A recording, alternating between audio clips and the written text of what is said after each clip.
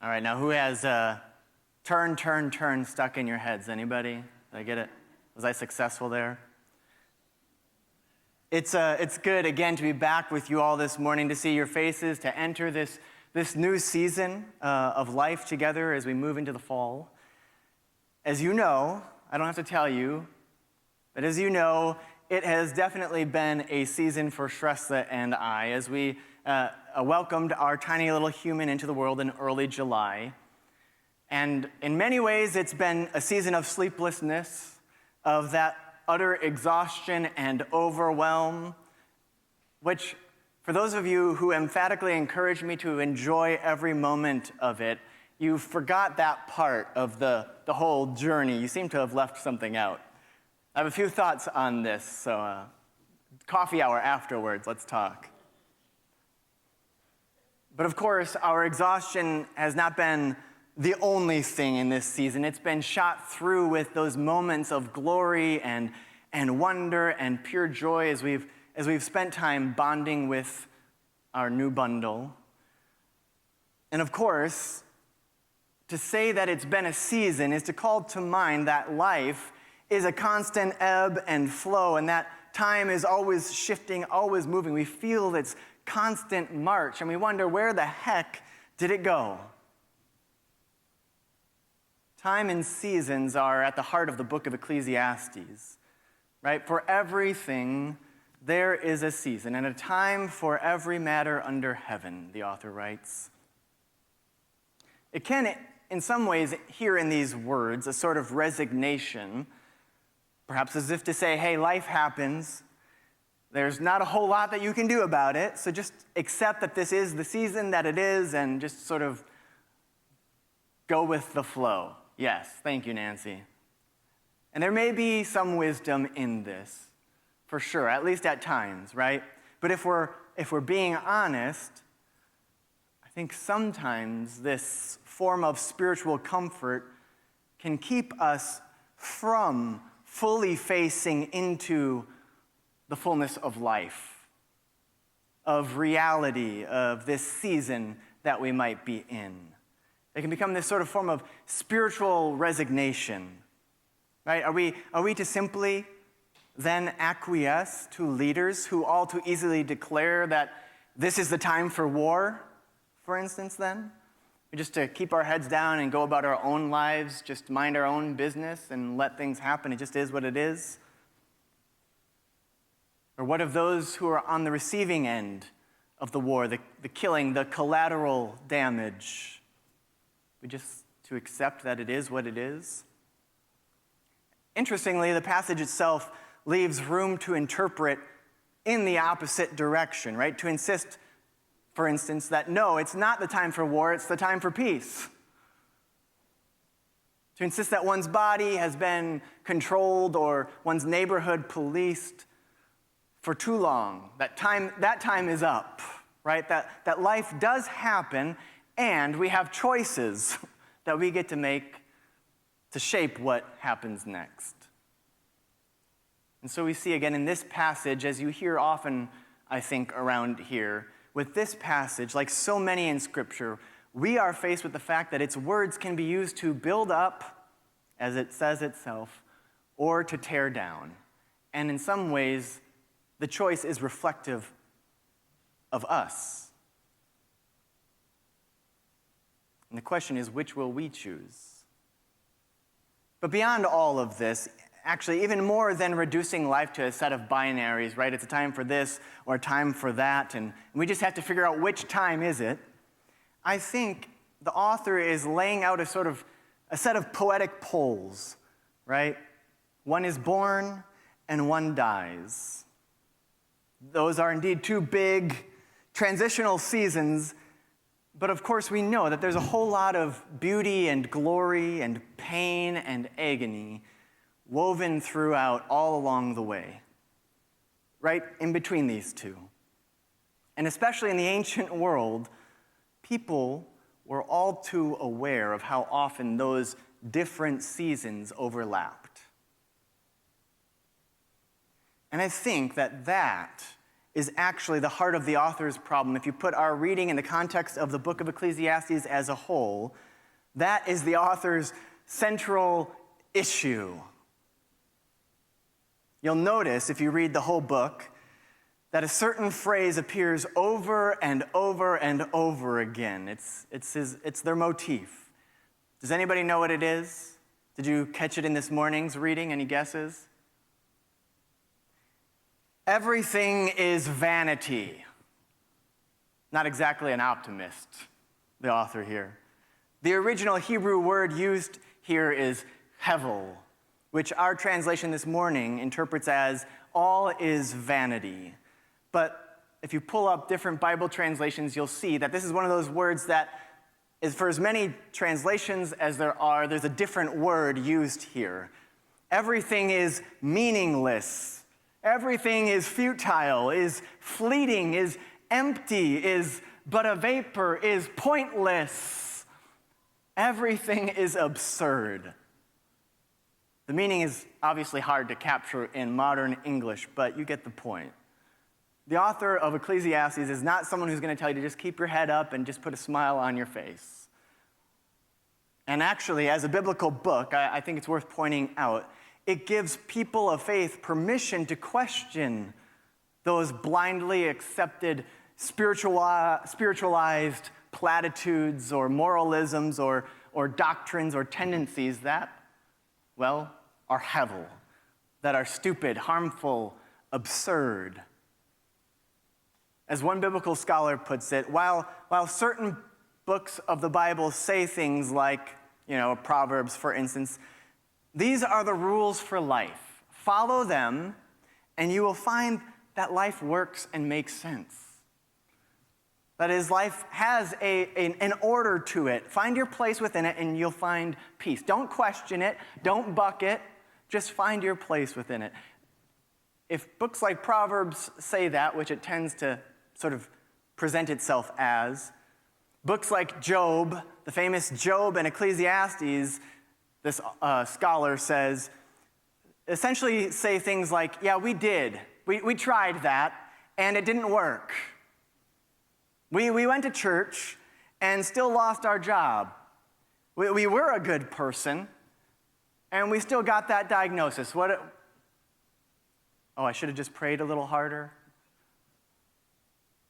The author of Ecclesiastes would hear that and say, that's a bunch of hevel. And in that sense, gives us permission, and I think calls us to honestly face into the tensions of life where those seasons are not neatly defined and separated like poles, like good or bad, or it's this or that. Those seasons marked not merely by birth or death, but both. Not by just killing or healing, but if we're honest, there's both. Not merely tearing down or building up, weeping or laughing, mourning or dancing, embracing or separating, keeping silence or speaking, war or peace, but where in reality there are both. The author of these words in the context of the whole book again is grappling with this overwhelming fullness, this joy-filled and unjust, heartbreaking reality that is life, and the desire that I think if we're honest with ourselves, we all have for greater order and clarity. Can it not just be like one season right now? God, that would, I could maybe kind of sort of handle that. Maybe. But what am I supposed to do with this? Rather than resorting to simplistic spiritual platitudes like, just smile, just keep on going, just keep your head up. The author of Ecclesiastes, rather honestly, and I think somewhat surprisingly, almost throws you off, but also relatably, seems to throw their hands in the air and just yell, it's all too much. Hevel. And if you want to know the honest to God truth, this is more reflective of the season that my family has been going through in the last 8 weeks. Not the rosy social media curated one that I could offer you. And I think in some ways we probably at church, especially during coffee hour, we like to hear, right? How is everything going? Oh my God, it's so good. Perfect. Oh, everything is wonderful. That's so wonderful. Great to hear. Okay, see you next week. Don't get me wrong, these 8 weeks have been shot through with world-altering wonder and joy. And beyond the roller coaster of postpartum hormones and caring for one another when our tanks are empty and not knowing what the heck we're doing, and the fact that it's a minor miracle that not only the baby made it through this time, but all of us made it through these weeks. Beyond the chaos of the season of birth and new parenthood, a few weeks in, we learned that Addie, a good friend of Shresta's, who had become a friend of mine, had just entered hospice and had just days or weeks to live. Addie had been receiving treatment since their mid-20s for a melanoma that over time had metastasized to their brain. Shresta had lived with Addie in their early 20s when time seemed infinite. And she's often spoken of the role that Addie played in shaping her into the person that she's become. And in between then and now, Shresta and I had presided at their wedding with their wife, Ashley. We helped the two of them paint their new apartment together. They and Ashley emceed our wedding, and they were among our first friends to road trip from the East Coast to visit us in our home when we finally got that first round of COVID vaccines. 4 months ago, Addie and Ashley learned that an embryo formed from Addie's egg had successfully been implanted in Ashley. They were expecting a baby. Now, earlier this year, when a bout of food poisoning caused their kidneys to fail, they had to discontinue their treatment. And in August, a few weeks after we welcomed our baby, after a decade of fighting this cancer, when they learned that it had spread to their lungs, they decided to stop dialysis and enter hospice.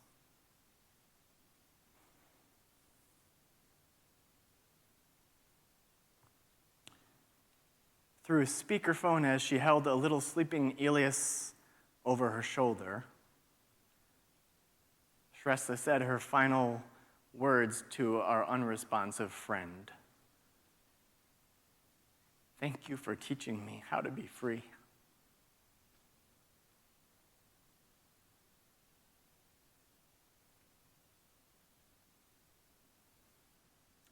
Addie, just in their early 30s, with their brilliant shock of red hair, full of energy and humor and spunk and incredibly kind and caring and with an impeccably eclectic fashion sense, gone?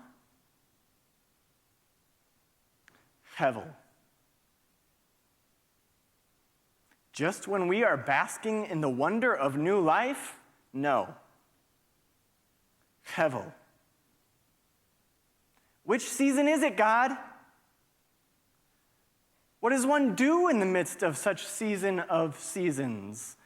With this life that is a vapor, is absurd, is too much, is birth and death woven tightly in the same fist. Rejoice always? Really, Paul? What kind of spiritual nonsense is this? As if finding joy amidst the sleeplessness isn't a tall enough order. You want me to rejoice always? How is that? Is that not just another spiritual platitude? Perhaps the author of Ecclesiastes would respond to Paul with, that is a bunch of hevel. And I think, if only taken on the surface and in that sort of spiritualized platitude kind of way, it is just that. But I also know that in addition to the regular load of burdens that comes with inhabiting this mortal flesh over the course of a lifetime, that Paul himself had experienced multiple life-threatening shipwrecks crossing the Mediterranean Sea.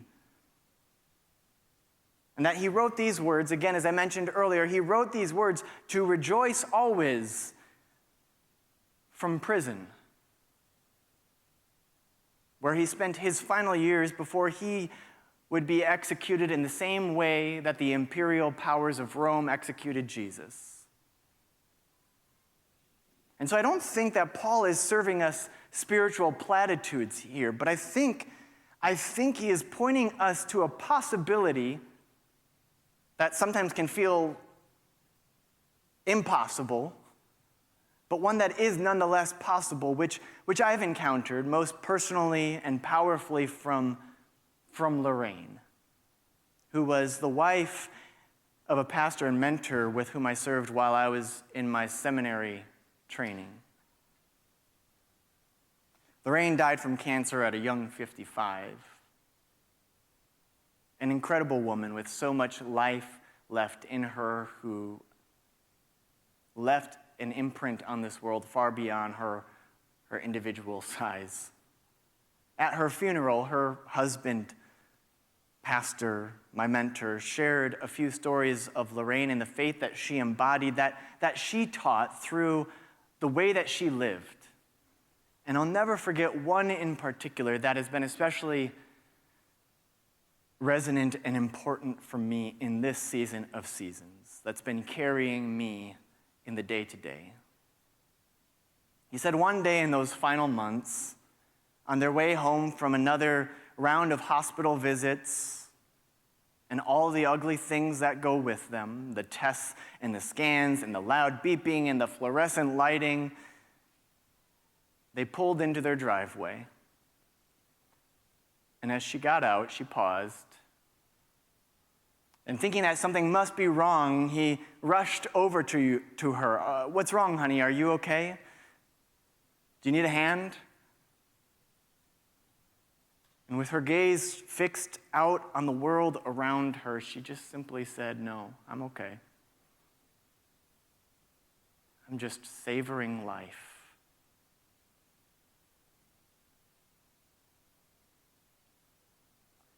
I'm savoring life.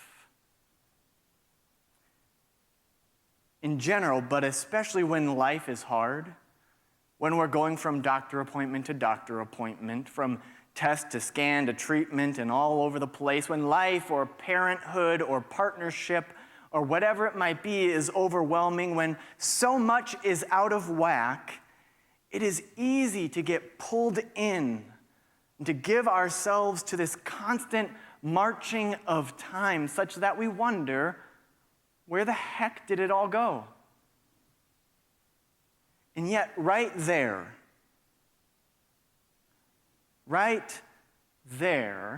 rather than a platitude to just stay positive or just keep on going, what I think the Apostle Paul is inviting us to somehow do is exactly what Lorraine somehow found a way to do amidst the hevel that is life, the absurdities. She changed her pace to one that opened her to savoring life instead of just letting it pass her by. A savoring that doesn't pretend things aren't hard, doesn't resign oneself to the despair, but right there in the midst of it all, it opens oneself to a pace that is capable of pausing, of stepping away from the constant grind in order to breathe, to taste, to delight, to commune with oneself and the world at a deeper level, to let oneself be fully where one is, even as all the stuff continues to happen around us. Instead of getting distracted and trying to constantly fixate on something else out there to do or fix or whatever it might be, she actually paused to be where her feet were and feel it all. And that is what these past 8 weeks have given our new family, and for which I am profoundly grateful. Somehow holding the fullness of all of that, the joy of seeing your baby smile, like a real smile, like at you, because of you for the first time. The tears of joy mingled with the tears of grief, and just pausing and being there. Yep, that is life. Giving ourselves the space to just be. That's how I am trying, unsuccessfully, but then reorienting myself and trying again to continue moving through the days as I shift back into this whole new world of life and work and making it all work somehow. That's my prayer, my invitation, my challenge to each and all of us. May God grant us all the courage to face into the unavoidable absurdities of life, the overlapping seasons of grief and glory, of gratitude and goodbyes, of laughing and crying, of endings and beginnings. And as we open ourselves to this fullness that is life, may God soften and expand our hearts so that we might savor it. So that by the grace of God, this one wild and precious life that we are given does not simply pass us by. And knowing that we cannot do it alone, or even just as a family unit or a household unit, may we have the courage to do this together as a village, as a church community, supporting one another along this one wild and wondrous journey that is life. Amen.